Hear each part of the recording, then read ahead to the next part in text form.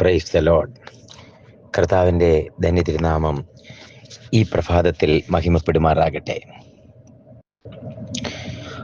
ആയുസ്സിൽ കാണാത്ത ഒരു പുത്തൻ പുലരിയുടെ ദൈവത്തിൻ്റെ പരിശുദ്ധിയാത്മാവ് നമുക്ക് ദാനമായി തന്ന ആയുസ്സോടെ, ആരോഗ്യത്തോടെ, ബലത്തോടെ കർത്താവിനെ സേവിക്കുവാൻ, കർത്താവിനെ പുകഴ്ത്തുവാൻ നമുക്ക് തന്ന എല്ലാ സൗഭാഗ്യത്തിനും കർത്താവിനോട് നന്ദി പറഞ്ഞുകൊണ്ട് ഈ പ്രഭാതം കർത്താവിനോട് നന്ദിയോടെ, സ്നേഹത്തോടെ, ദൈവസ്നേഹത്തോടെ നമുക്ക് ഒരു ദൈവവചന ധ്യാന ചിന്തയോടെ ആരംഭിക്കാം. ഇന്നത്തെ വചനധ്യാനത്തിനായി ഹബക്കൂക്കിൻ്റെ പ്രവചനം 3-ാം അധ്യായം 18-19 വാക്യങ്ങൾ വായിച്ചു കേൾപ്പിക്കുന്നു. എങ്കിലും ഞാൻ യഹോവയിൽ ആനന്ദിക്കും, എൻ്റെ രക്ഷയുടെ ദൈവത്തിൽ ഘോഷിച്ചുല്ലസിക്കും. യഹോവയായ കർത്താവ് എൻ്റെ ബലമാകുന്നു, അവൻ എൻ്റെ പേടമാൻ കാൽ പോലെയാക്കുന്നു, ഉന്നതികളിന്മേൽ എന്നെ നടക്കുമാറാക്കുന്നു. നമുക്ക് ഒത്തിരി പ്രാവശ്യം കേട്ടിട്ടുണ്ട്, വായിച്ചിട്ടുണ്ട്, പല മെസ്സേജുകളും കേട്ടിട്ടുണ്ടാവും. ഈ വചനം തുടങ്ങുന്ന വാക്ക് എങ്കിലും ഞാൻ യഹോവയിൽ ആനന്ദിക്കും. അപ്പോൾ അതൊരു ക്ലോസാ, ഈഫ് എന്ന് പറയുന്ന ക്ലോസ്. ഇങ്ങനെയൊക്കെ ആണെങ്കിലും എങ്കിലും ഞാൻ യഹോവയിൽ ആനന്ദിക്കും. അതിൻ്റെ ബാക്കി ഭാഗമാണ് താഴോട്ട് പറയുന്നത്, എൻ്റെ രക്ഷയുടെ ദൈവത്തിൽ ഘോഷിച്ചുല്ലസിക്കും. യഹോവയെ കർത്താവ് എൻ്റെ ബലമാകുന്നു, അവൻ എൻ്റെ പേടമാൻ കാൽ പോലെയാക്കുന്നു, ഉന്നതികൾ മേൽ എന്നെ നടക്കുമാറാക്കുന്നു.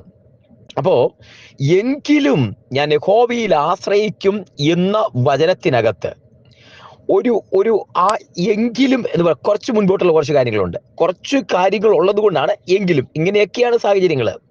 ആ സാഹചര്യങ്ങളിലെ ഓപ്പോസിറ്റ് ആണ് എങ്കിലും ഞാൻ യഹോവയിൽ ആനന്ദിക്കും. ഹല്ലേലൂയ. എന്തുകൊണ്ടാ എങ്കിലും ഞാൻ യഹോവയിൽ ആനന്ദിക്കും എന്ന് പറയാനിടയാകുന്നത്? മുമ്പോട്ട് പറയാം. ഹബക്കൂക്ക് പ്രവാചകൻ പറയുമ്പോൾ ആ തൊട്ട് മേളിൽ പറയുന്ന കാര്യങ്ങൾ, മുന്തിരി അതിൻ്റെ അനുഭവം തരത്തില്ല, ഗോശാലകളിൽ കന്നുകാലി ഉണ്ടാവത്തില്ല, ആട് അതിൻ്റെ ഫലം തരത്തില്ല, ആടിൻ്റെ പേരും പിറപ്പും ഇല്ലാതെ പോകും, അത്തിപ്പഴം കൊഴിഞ്ഞു പോകും. ഇങ്ങനെയൊക്കെയാണെങ്കിലും എങ്കിലും ഞാൻ യഹോവയിൽ ആനന്ദിക്കും, എങ്കിലും ഞാൻ യഹോവയിൽ ആനന്ദിക്കും. അപ്പോൾ അതിന് മുമ്പിൽ തൊട്ട് കുറച്ച് കാര്യങ്ങളുണ്ട്, കുറച്ച് കാര്യങ്ങൾ അതിന് മുമ്പിൽ എഴുതിയിട്ടുണ്ട്. ഒന്ന് ശ്രദ്ധിച്ചാൽ അത് മനസ്സിലാവും. ശ്രദ്ധിച്ചേ.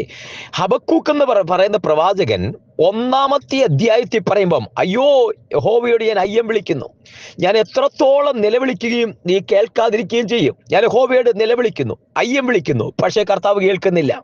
കർത്താവെ ഞാൻ എത്രത്തോളം നിലവിളിക്കുന്നു, പക്ഷേ കേൾക്കുന്നില്ല. ഒരാവലാതി, പരാതി അങ്ങ് പറയുക. അങ്ങ് പരാതി പറഞ്ഞിട്ട് കർത്താവിനോടൊരു കംപ്ലൈന്റ് പോലെ, കർത്താവെ ഞാൻ എത്രത്തോളം നിലവിളിക്കുകയും നീ കേൾക്കാതിരിക്കുകയും ചെയ്യും, എത്രത്തോളം ഞാൻ പറയുകയും നീ കേൾക്കാതിരിക്കുകയും ചെയ്യും. ഇങ്ങനെ പറയുന്നതാണ് 1-ാമത്തെ അധ്യായം. കംപ്ലൈന്റുകൾ മേൽ കംപ്ലൈന്റ് ആയിട്ട് അത് കേൾക്കാതിരിക്കുന്ന ഒരു ദൈവത്തെ കുറിക്കുന്നതാണ് 1-ാമത്തെ അധ്യായം. ആ അധ്യായത്തിൽ തന്നെ ഒത്തിരി ബന്ധപ്പാടുകൾ, ബുദ്ധിമുട്ടുകൾ ആ ഹബക്കൂക്ക് പറയുന്നുണ്ട്. കർത്താവെ ഞാൻ അയ്യം വിളിക്കുന്നു, നീ കേൾക്കുന്നില്ല, ഞാൻ നിലവിളിക്കുന്നു, നീ കേൾക്കുന്നില്ല, ഞാൻ വീണ്ടും നിലവിളിക്കുന്നു, നീ കേൾക്കുന്നില്ല. ഇവിടെ ദേശം സാഹസം കൊണ്ട് നിറയുന്നു, ഗർഭിണികളെ പോലും പിളർത്തിക്കളയുന്നു, അവിടെ സാഹസം കൊണ്ട് നിറയുന്നു, അന്യായം പ്രവർത്തിക്കുന്നു, എങ്കിലും കർത്താവെ നീ ഇടപെടുന്നില്ല, നീ കേൾക്കുന്നില്ല. എത്രത്തോളം ആവലാതി ഞാൻ പറഞ്ഞുകൊണ്ടേയിരിക്കും, കർത്താവെ നീ കേൾക്കുന്നില്ല. ഹല്ലേലൂയ. അത് 1-ാമത്തെ അധ്യായം. 2-ാമത്തെ അധ്യായം ആവുമ്പോഴത്തേക്കും ആ ആവലാതിക്ക് ഒരു പരിഹാരം ഉണ്ടായില്ല. 2-ാമത്തെ അധ്യായം തുടങ്ങുന്നത് എൻ്റെ ആവലാതി സംബന്ധിച്ച് എന്തായി തീരും എന്നറിയാൻ വേണ്ടി ഞാൻ ചെന്ന് ദൈവത്തിന്റെ ആലയത്തിനകത്ത് ചെല്ലുക, എൻ്റെ ആവലാതി സംബന്ധിച്ച് എന്ത് തീരുമാനമുണ്ടെന്ന് അറിയാൻ ചെല്ലുക. അപ്പൊ ആവലാതിക്ക് പരിഹാരം ഉണ്ടായില്ല, പരാതിക്ക് പരിഹാരം ഉണ്ടായില്ല. പക്ഷേ കർത്താവ് ഒരു കാര്യം പറഞ്ഞു, എൻ്റെ ആവലാതി സംബന്ധിച്ച് എന്തായി തീരുമെന്നറിയാൻ ഞാൻ ചെല്ലുമ്പോൾ ഹബക്കൂക്കിനോട് പറഞ്ഞു, എഴുതുക, ഓടിപ്പോകുന്നവന് തെളിവായി വായിക്കത്തക്കവണ്ണം ഒരു ബോർഡ് എടുത്തിട്ട് അതിൽ എഴുതണം, ദർശനത്തിനൊരു അവധി വെച്ചിരിക്കുന്നു, അത് സമാപ്തിയിലേക്ക് ബന്ധപ്പെടുന്നു, സമയം തെറ്റുകയില്ല, വൈകിയാലും അത് വരും, അതിനായി കാത്തിരിക്കുക. ഹല്ലേലൂയ. അപ്പൊ ഈ 2-ാമത്തെ അധ്യായത്തിൽ ഒരു കാര്യമുണ്ട്. പ്രാർത്ഥനയ്ക്ക് മറുപടി കിട്ടിയില്ല, ചോദിച്ച വിഷയങ്ങൾക്ക് മറുപടി കിട്ടിയില്ല, പരാതിക്ക് മറുപടി കിട്ടിയില്ല. പക്ഷെ ഒരു കാര്യം പറഞ്ഞു, ആവലാതി സംബന്ധിച്ച് ഒരു കാര്യം എഴുതിക്കോ, നീ ദർശനം എഴുതി വെക്ക്, അതിന് സമയം തെറ്റുകയില്ല, നിശ്ചയമായിട്ട് അതിനൊരു മറുപടി ഉണ്ടാക്കും, അതിനായിട്ട് കാത്തിരിക്കുക, അതിനൊരു മറുപടി ഉണ്ട്, അതിനായിട്ട് കാത്തിരിക്കുക. ഹല്ലേലൂയ. പക്ഷെ അത് കഴിഞ്ഞിട്ട് വാക്ക് ഇങ്ങനെ പറയുന്നുണ്ട്, നിന്നോടൊരു കാര്യം പറയാനുണ്ട്. സാഹചര്യങ്ങൾ എങ്ങനെയൊക്കെ ആയിരുന്നാലും, അത് മുഴുവൻ എതിർത്തിരുന്നാലും, അത് മുഴുവൻ വ്യത്യസ്തമായിരുന്നാലും, ഒരു കാര്യം പറയാം, എന്റെ നീതിമാൻ വിശ്വാസത്താൽ ജീവിക്കും. എന്റെ നീതിമാൻ വിശ്വാസത്താൽ ജീവിക്കും. ആ വാക്ക് ഇങ്ങനെ പറയും, എന്റെ നീതിമാൻ വിശ്വാസത്താൽ ജീവിക്കും. എന്റെ നീതിമാൻ വിശ്വാസത്താൽ ജീവിക്കും. ഹല്ലേലൂയ. എന്റെ നീതിമാൻ വിശ്വാസത്താൽ ജീവിക്കും. ഇതാ രണ്ടാമത്തെ അധ്യായത്തിലെ പ്രതിപാദ്യ വിഷയം. എന്റെ നീതിമാൻ വിശ്വാസത്താൽ ജീവിക്കും. ഇനി അടുത്ത മൂന്നാമത്തെ അധ്യായം എത്തുമ്പോഴത്തേക്ക് പറയുന്നേ, ഈ ഹബക്കൂക്ക് ഒന്ന് റിയലൈസ് ചെയ്തു, സാഹചര്യത്തെ റിയലൈസ് ചെയ്തു. സാഹചര്യം എങ്ങനെയൊക്കെയാണെങ്കിലും അതിനൊന്ന് റിയലൈസ് ചെയ്തു, കാര്യങ്ങൾ മനസ്സിലാക്കിയിട്ട് ഹബക്കൂക്ക് പറയുകയാ, അതെ, ഇനി ഇങ്ങനെ സാഹചര്യങ്ങളെല്ലാം വ്യത്യസ്തമാ, എല്ലാ സാഹചര്യങ്ങളും ഓപ്പോസിറ്റാ. അങ്ങനെയൊക്കെയാണെങ്കിലും അതാ പറയുന്നത്, അത്തിവൃക്ഷം ഫലം തരികയില്ല, മുന്തിരി അതിന്റെ ഫലം അത് തരികയില്ല, നിലം ഇനി വിളയിക്കുകയില്ല, അതിന്റെ അനുഭവം തരത്തില്ല, ഗോശാലകളിൽ കന്നുകാലികൾ ഇല്ലാതെ പോകും, ആടിന്റെ പേറും പിറപ്പും നിന്നുപോകും, അതൊന്നുമില്ലാതെ വരും. ഇങ്ങനെ ഒന്നുമില്ലെങ്കിലും ഞാൻ യഹോവയിൽ ആനന്ദിക്കും, എന്റെ രക്ഷയുടെ ദൈവത്തിൽ ഘോഷിച്ചുല്ലസിക്കും. യഹോവയായ കർത്താവിന്റെ ബലമാകുന്നു, എന്റെ കാൽ അവൻ എന്റെ കാൽ പേടമാൻ കാൽ പോലെയാക്കുന്നു, ഉന്നതികളിൽ എന്നെ നടക്കുമാറാക്കുന്നു. ഇന്ന് ഈ വചനം കേട്ടുകൊണ്ടിരിക്കുമ്പോ നിങ്ങൾ ഒരു വസ്തുത മനസ്സിലാക്കണം പ്രിയരെ, ഒരു റിയലൈസേഷൻ, ദൈവം ആരാണെന്ന്, ദൈവം നടത്തുന്നത്, ദൈവം ജീവന്റെ ബലമാണെന്ന് ഒരു തിരിച്ചറിവ്, ഒരു റിയലൈസേഷൻ. ഒന്ന് മനസ്സിലാക്കണമേ, ഒരു റിയലൈസേഷൻ, അവർ ഐഡന്റിഫൈ ചെയ്യുന്നു, ഞാൻ ആരാണ്, ദൈവം ആരാണെന്ന്.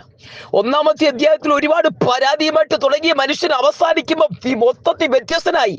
ഇന്ന് ഈ വചനം കേൾക്കുമ്പോൾ ഇങ്ങനെ വ്യത്യസ്തതയോടെ കാണാൻ ദൈവം നമ്മളെ കുറിച്ച് ആഗ്രഹിക്കുക. ഒന്നാമത്തെ അധ്യായത്തില് ആകെപ്പാടെ പരാതിയായിട്ട് സാഹസം കൊണ്ട് ജനം നിറഞ്ഞ ചുറ്റുപാടും സാഹസവും അതിക്രമവും അക്രമവും കാണുമ്പോ, കർത്താവെ, ഞാൻ എത്രത്തോളം നിലവിളിക്കുകയും നീ കേൾക്കാതിരിക്കുകയും ചെയ്യും. രണ്ടാമത്തെ അധ്യായം ആവലാതി സംബന്ധിച്ച് എന്തായി തീരുമെന്ന് അറിയാൻ ചെല്ലുമ്പോ പറയാ, ദർശനത്തിന് അവധി വെച്ചിരിക്കുന്ന സമാപ്തിയിലേക്ക് ബന്ധപ്പെടുന്നു, സമയം തെറ്റത്തില്ല, നീ എഴുതി വെച്ചേക്ക്. എന്നിട്ട് പറഞ്ഞു, എന്റെ നീതിമാൻ വിശ്വാസത്താൽ ജീവിക്കും. മൂന്നാമത്തെ അധ്യായം എത്തുമ്പോഴത്തേക്കും ആള് മാറി, ആളൊന്ന് ട്രാൻസ്ഫോമായി, ആള് വ്യത്യാസപ്പെട്ടു. ആള് പറഞ്ഞു, എനിക്ക് കർത്താവിനെ മനസ്സിലായി, എനിക്ക് ദൈവത്തെ മനസ്സിലായി, എനിക്ക് മനസ്സിലായി എന്റെ നീതിമാൻ വിശ്വാസത്താൽ ജീവിക്കും. ദൈവത്തിന് ടൈം ഉണ്ടെന്ന് പുതിയ നിയമത്തിൽ ആവർത്തിച്ച് പറയുന്ന വാക്കാണ്, എന്റെ നീതിമാൻ വിശ്വാസത്താൽ ജീവിക്കും. ഹല്ലേലൂയ. എന്റെ നീതിമാൻ വിശ്വാസത്താൽ ജീവിക്കും. അതെ, ഈ പുതിയ നിയമ ഭാഷയില്, പുതിയ നിയമ വാക്കുകളില് ദൈവ പൈതലേ, ഈ പുതിയ നിയമ വിശ്വാസി സ്വർഗത്തിന്റെ ആ ഇമ്പ ശബ്ദത്തെ കേൾപ്പാൻ കാതോർത്തിരിക്കുന്ന, സ്വർഗരാജ്യത്തെ പിടിച്ചിരിക്കുന്ന ദൈവ പൈതലേ, നിന്നോട് പറയുന്ന സാഹചര്യങ്ങൾ എങ്ങനെയുമാകട്ടെ, ഇന്ന് നീ കാണുന്ന സാഹചര്യങ്ങൾ മുഴുവൻ വ്യത്യസ്തമായ സാഹചര്യങ്ങൾ മുഴുവൻ മാറി മറിഞ്ഞിരിക്കുക, നീ പ്രതീക്ഷിക്കുന്നതല്ല സംഭവിക്കുന്നത്. പക്ഷേ ദൈവം ഈ പ്രഭാതത്തിൽ പറയുന്നു, ഈ സന്ദേശം കേൾക്കുമ്പോൾ നിന്നോട് പറയുന്ന വാക്കാ, എന്റെ നീതിമാൻ വിശ്വാസത്താൽ ജീവിക്കും. എന്നോട് ചേർന്നെന്ന് പറഞ്ഞ്, എന്റെ നീതിമാൻ വിശ്വാസത്താൽ ജീവിക്കും, എന്റെ നീതിമാൻ വിശ്വാസത്താൽ ജീവിക്കും. ഒരുമിച്ച് കണ്ണുകൾ അടയ്ക്കാൻ പ്രാർത്ഥിക്കാം. സ്വർഗീയ പിതാവേ, ഞങ്ങൾ ആ പാദപീഠത്തിലേക്ക് അടുത്ത് വരുന്നു. വചനത്തിനകത്ത് ദൈവജനത്തെ സമർപ്പിച്ച് പ്രാർത്ഥിക്കുന്നു. എന്റെ നീതിമാൻ വിശ്വാസത്താൽ ജീവിക്കും, എന്റെ നീതിമാൻ വിശ്വാസത്താൽ ജീവിക്കും. ആത്മാവിൽ ജനത്തെ ഞാൻ അനുഗ്രഹിച്ച് പ്രാർത്ഥിക്കുന്നു. യഹോവ കൂടിയിരിക്കും, ആത്മാവിൽ ബലപ്പെടുത്തും, അസാധാരണ ദൈവ സാന്നിധ്യം കൂടി നിറയ്ക്കുന്നു, ദൈവകൃപയാൽ നിറയ്ക്കുന്നു. എന്റെ നീതിമാൻ വിശ്വാസത്താൽ ജീവിക്കും. കർത്താവെ, ജനത്തെ അങ്ങനെ തന്നെ അനുഗ്രഹിച്ച് പ്രാർത്ഥിക്കുന്നു. ആവലാതിയുണ്ട്, പരാതിയുണ്ട്, ആ പരാതിയും സംബന്ധിച്ച് എന്തായി തീരുമെന്നറിയാൻ ദൈവ ആ സന്നിധിയിൽ ചെല്ലുമ്പോൾ ഒരു പ്രോമിസ് കൊടുക്കുന്നു, എഴുതിക്കോ, ദർശനത്തിന് അവധി വെച്ചിരിക്കുന്നു, സമയം തെറ്റത്തില്ല, അത് വരും നിശ്ചയം. അത് കഴിഞ്ഞിട്ട് ദൈവത്തിന്റെ പ്രോമിസ് ജനത്തിന് കൈമാറുന്നു, എന്റെ നീതിമാൻ വിശ്വാസത്താൽ ജീവിക്കുന്നു. ഈ കേൾക്കുന്ന ജനത്തെ ഞാൻ അനുഗ്രഹിച്ച് പ്രാർത്ഥിക്കുന്നപ്പാ കർത്താവേ, അവരുടെ ആ നിശ്ചയദാർഢ്യത്തിന് മുമ്പില് നിശ്ചയദാർഢ്യം ദൈവം കൊടുക്കുന്നതിനായി സ്തോത്രം ചെയ്യുന്നു. അത്തിവൃക്ഷം അതിന്റെ ഫലമില്ലാതെ പോകും, മുന്തിരി ഫലം കായ്ക്കയില്ല, നിലം അതിന്റെ അനുഭവം തരുന്നില്ല, ഗോശാലകൾ കന്നുകാലികൾ ഇല്ലാതെ പോകും, ആടിന്റെ പേറും പറപ്പ് നിന്നുപോയി, എങ്കിലും ഞാൻ യഹോവയിൽ പുകഴും, ദൈവത്തിൽ ആനന്ദിക്കും. അവൻ എന്റെ ബലം പേടമാൻ കാൽപോലെയാക്കും. ദൈവത്തിന്റെ കൃപ അത് ജനം അങ്ങനെ തന്നെ റിസീവ് ചെയ്യുന്നതിനായി സ്തോത്രം. അങ്ങയുടെ നാമത്തിൽ അവരെ അനുഗ്രഹിച്ച് പ്രാർത്ഥിക്കുന്നു. ഈ ബലത്തോടെ ശക്തിയോടെ നിർത്തുന്നതിനായി സ്തോത്രം. തൃക്കരങ്ങളിൽ സമർപ്പിക്കുന്നു. പ്രാർത്ഥന കേട്ടിരിക്കാൻ സ്തോത്രം, യേശുവിൻ നാമത്തിൽ തന്നെ. ആമേൻ, ആമേൻ, ആമേൻ, ആമേൻ. കർത്താവ് എല്ലാവരെയും അനുഗ്രഹിക്കട്ടെ. നാളെ നമുക്ക് വീണ്ടും കാണാം. അതുവരെ കർത്താവിന്റെ കൃപയ്ക്കുള്ളിൽ മറിയാം. God bless you all.